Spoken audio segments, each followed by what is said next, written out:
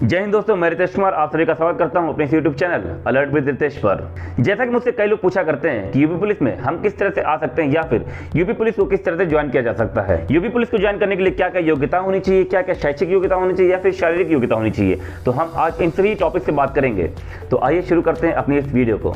सबसे पहले बात करते हैं कि यूपी पुलिस का एग्जाम या फिर पेपर किस तरह का आता है, ये ईजी होता है या टफ होता है। तो सबसे पहले आपको एकदम रियल बताएं तो यूपी पुलिस का एग्जाम मुझे लगता है कि सबसे जितने भी कंपटीशन के एग्ज़ाम हैं उन सब में सबसे ईजीएस्ट जो एग्ज़ाम है यूपी पुलिस कांस्टेबल का है।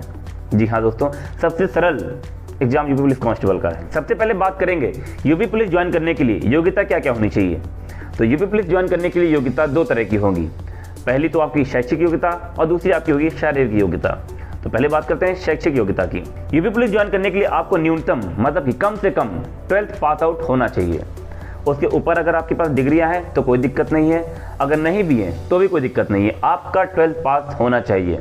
फिर आप चाहे किसी भी साइड से हो, या फिर कॉमर्स से या फिर आर्ट से या फिर बायो से या फिर मैथ से, उससे कोई मतलब नहीं है, आपका 12th पास आउट होना चाहिए। उसके बाद बात करते हैं कि सब्जेक्ट कौन कौन से आते हैं। तो यूपी पुलिस एग्जाम में सब्जेक्ट आपके मैथ, हिंदी, रीजनिंग और जीएस, ये 4 सब्जेक्ट आपके आएंगे।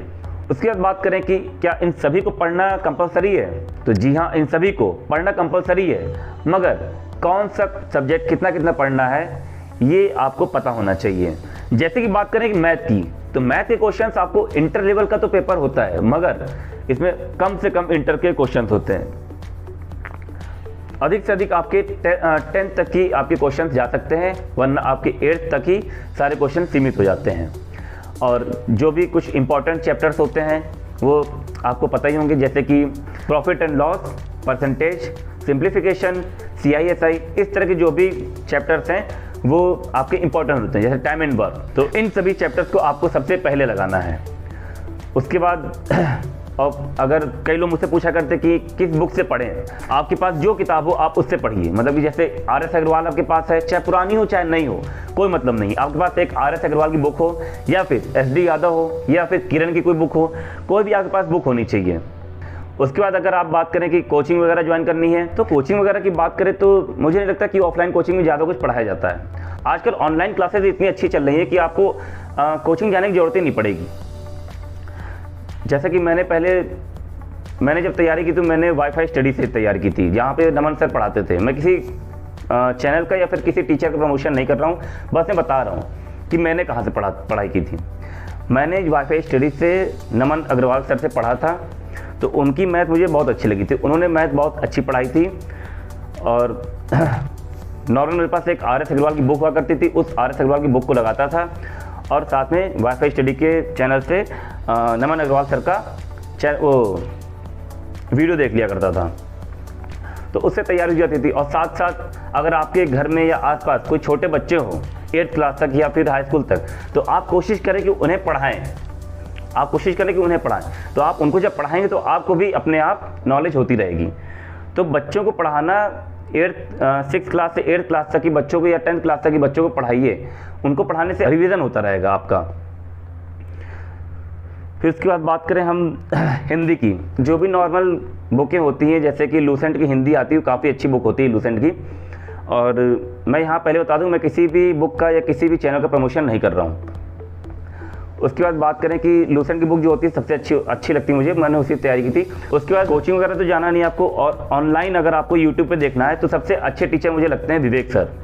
जी हाँ, वाईफाई स्टडी में उस समय जब मैं पढ़ता था, वाईफाई स्टडी में मैं विवेक सर और नमन अग्रवाल सर की क्लास लिया करता था। तो इसमें तो विवेक सर आपके एग्जामपुर चैनल पे हैं, तो आप विवेक सर की हिंदी पढ़ सकते हैं, बहुत ही अच्छी पढ़ाते हैं हिंदी। और मतलब कि जिसको नहीं भी आने वाला को उसको आ जाएगा हिंदी, वो ऐसे पढ़ाते हैं। मैंने तो वहीं से पढ़ा था। आपको जहाँ से सही लगे, जिनका समझ में आए, आप उनकी हिंदी पढ़िए, ऑनलाइन हिंदी क्लास करिए। और उसके बाद बात करें कि GS में क्या पढ़ना है, तो GS में देखिए, GS इतनी अथाह है कि आप GS कभी पूरी ख़त्म कर ही नहीं सकते हैं। जी हाँ दोस्तों, मैं ये बात सही बता रहा हूँ कि GS में अपना टाइम वेस्ट मत करिए। आप अपनी हिंदी और मैथ को इतना मजबूत करिए कि आपके हिंदी और मैथ से नंबर कटे ही ना, कम से कम कटे, अगर कटते भी तो कम से कम कटे। और GS के पीछे ज़्यादा मत भागिए।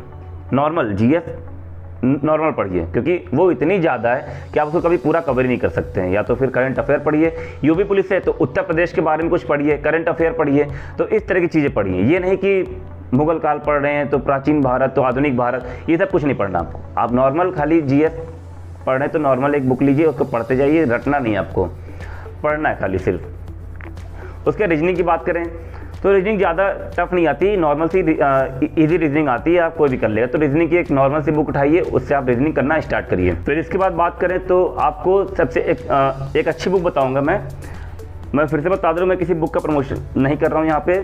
मुझे एक सही बुक लगी थी घटना चक्र की। जी हाँ दोस्तों, घटना चक्र की जो बुक है वो काफ़ी अच्छी मुझे लगी। जो प्रीवियस ईयर क्वेश्चन पेपर होते हैं उनको घटना चक्र आप सारे अपने मैथ वगैरह जो है क्वेश्चन लगाने के बाद, बुक ख़त्म करने के बाद जो है आप घटना चक्र जरूर पढ़िएगा। प्रीवियस ईयर क्वेश्चन पेपर से घटना चक्र के जो हैं वो जरूर पढ़िएगा, उससे आपको बहुत हेल्प मिलेगी। अधिकतर क्वेश्चन वहाँ से आ जाते हैं। मैं ये नहीं कहूँगा पूरा कॉपी आ जाता है, आप पढ़ते रहिए, मतलब कि बहुत हद तक उसमें से क्वेश्चन आपके मिल जाते हैं घटना चक्र में से। तो घटना चक्र को जरूर एक बार देख लीजिएगा या लगा लीजिएगा। और बाकी तो आपको मैंने बुक बता ही दी है, RS अग्रवाल, SD यादव या फिर किरण की, कोई भी आप पढ़ सकते हैं। आपके पास जो भी बुक है, मैं किसी बुक को नाम नहीं बताऊंगा, जो भी आपको अच्छी लगे वो आप उससे पढ़िए।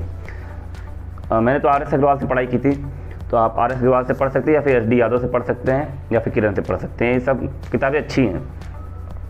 और हिंदी की बात करें, लूसेंट अच्छी किताब है, उससे पढ़ सकते हैं। और रीजनिंग की तो कोई बुक आप ले लीजिए, रीजनिंग ज़्यादा टफ नहीं आएगी आपकी। और जीएस आप जो है जो भी घटना चक्र आप लेंगे, उस घटना चक्र से जो भी जीएस होगी आप उसको पढ़ते जाइएगा। याद नहीं करना आपको, बस आप रीडिंग करिए जीएस की, ज़्यादा कुछ नहीं करना। और करंट अफेयर पढ़िए और उत्तर प्रदेश के बारे में जितना जानकारी आप ले सकते हैं उतना जानकारी लीजिए। तो सबसे अच्छी सलाह मैं आपको यही दूंगा कि आप ऑफलाइन कोचिंगों की तरफ ना भागिए, ना फिर किसी की राह देखिए कि वो मुझे बताएगा तो मैं करूंगा या करूंगी, उस चीज़ के पीछे मत भागिए। जी हाँ दोस्तों, उस चीज़ के पीछे मत भागिए। आप ऑनलाइन क्लासेस चलती हैं, ऑनलाइन या सब्सक्रिप्शन ले लिया, सब्सक्रिप्शन लेने की कोई ज़रूरत नहीं है आपको। कई चैनल वाले कहते हैं कि हमारा ये सब्सक्रिप्शन ले लीजिए, ये चैनल कर लीजिए। मैंने बहुत सब्सक्रिप्शन लिए हैं, कुछ नहीं होता है। जो वहाँ पढ़ाते हैं वही यहाँ पढ़ाते हैं, कोई मतलब नहीं सब्सक्रिप्शन लेने का। आप नॉर्मल सी फ्री वीडियोस जो होती हैं उनको देख करके अपना लगाते जाइए, सब्सक्रिप्शन लेने की कोई ज़रूरत नहीं है, आपका आसानी से निकल जाएगा।